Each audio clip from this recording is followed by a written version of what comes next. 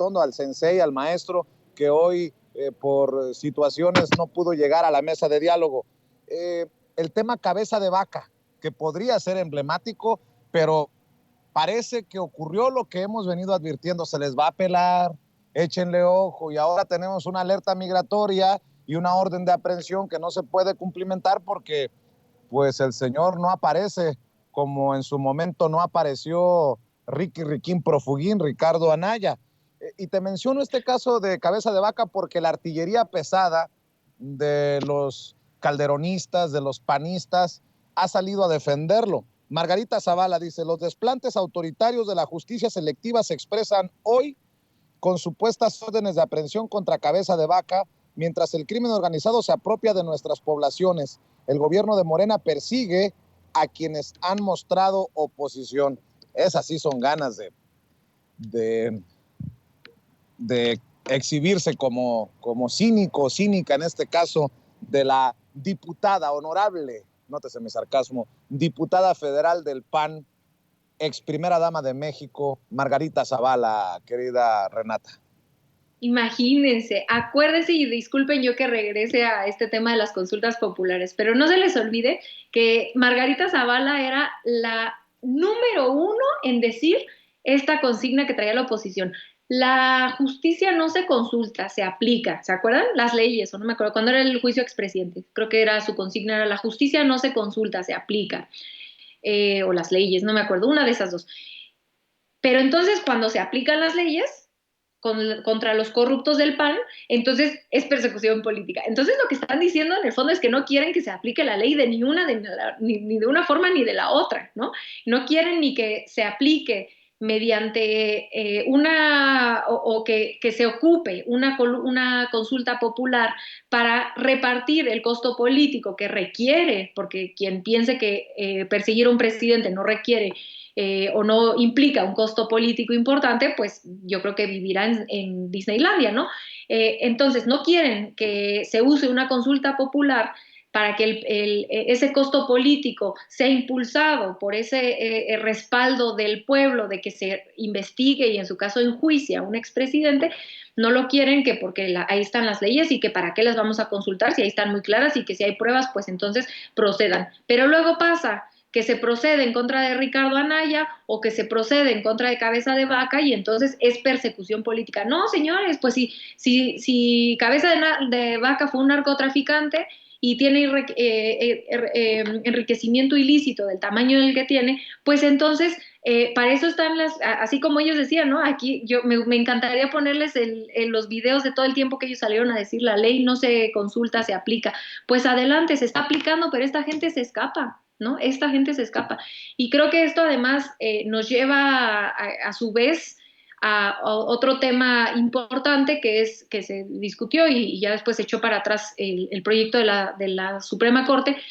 pero que sigue siendo relevante, que es el tema de la prisión preventiva. Digo, en el caso de Cabeza de Vaca es un poco más complejo porque por todas estas cuestiones que tenía del fuero y luego del juez que se metió, pero que al final de cuentas sí es cierto que en un país con un sistema judicial que claramente no funciona, como es el nuestro, de repente hay algunos crímenes, yo no estoy de acuerdo en la lista tan amplia de los crímenes que requieren prisión preventiva oficiosa, creo que muchos de ellos sí pueden llegar a afectar a las personas más pobres. Entonces yo soy de la idea de que esa lista debería ser mucho más pequeña, pero que en esa lista pequeña pues sí tendrían que estar los crímenes de aquellas personas que suelen tener los recursos políticos y económicos para fugarse del país, como Ricardo Anaya, como Cabeza de Vaca, como los delincuentes de cuello blanco. Entonces, en algún momento cuando se llevó a cabo esta discusión, en la jornada hicieron en su editorial de alguno de esos días, era como por agosto, vale la pena revisarla, una editorial muy elocuente donde ellos decían, es cierto que la prisión preventiva oficiosa acaba llevando a la gente más pobre a la cárcel y hay que tener cuidado cuidado con eso.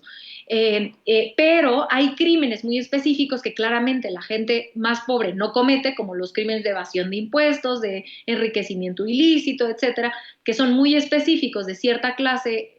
política, económica de la élite, que sí tienen los recursos económicos y políticos para fugarse y que la justicia no les llegue, donde sí tendría que aplicarse, dado que el sistema de procuración de justicia y después el sistema judicial claramente no funcionan. Entonces, creo que este tema de cabeza de vaca nos regresa a muchos temas donde es como, ya ven que sí hay necesidad de debatir, por lo menos de manera fuera de las consignas, que hay un problema muy grave en la procuración de justicia, sobre todo con personas que tienen acceso a muchísimo poder. Entonces, pues ojalá que pronto pueda por lo menos dar la cara para dar un juicio, para que se lleve a cabo un juicio y la gente que ha sido afectada por los presuntos crímenes por los que se le acusan, pues pueda pagar si es que lo hizo, si es que se comprueba que lo hizo, por supuesto, porque todos aquí creemos en la presunción de inocencia, aunque cueste trabajo, pero pues para eso ojalá que se pueda hacer un juicio y que en su caso pague lo que hizo, porque le hizo probablemente daño a muchísima gente, ¿no? Y que la impunidad no nos ayuda como país a poder construir, salir adelante de muchos de los problemas de violencia que desgraciadamente estamos envueltos. Entonces, ojalá que sí lo haga y ojalá que la oposición también tenga un poco de decencia de no estar defendiendo presuntos criminales de esa manera y acusar de persecución política sin presentar ninguna prueba. Y yo repito, ojalá que les podamos regresar esas tantísimas, innumerables veces que decían que la ley no se consulta si no se aplica, pues ojalá que se aplique también en este caso, ¿no? Cuando es su gente, curiosamente muchos de los ahora perseguidos políticos, y si no me están viendo estoy haciendo comillas, nótese mi sarcasmo, como dice mi querido Vicente, pues vienen del PAN, ¿no? Es muy curioso cómo el PAN ha podido construir esta narrativa de que ellos no son tan corruptos como los del PRI o tan malandros como los del PRI. Sin embargo, pues hay muchos personajes del panismo muy, muy, muy trascendentales en la historia reciente del PAN, que hoy están siendo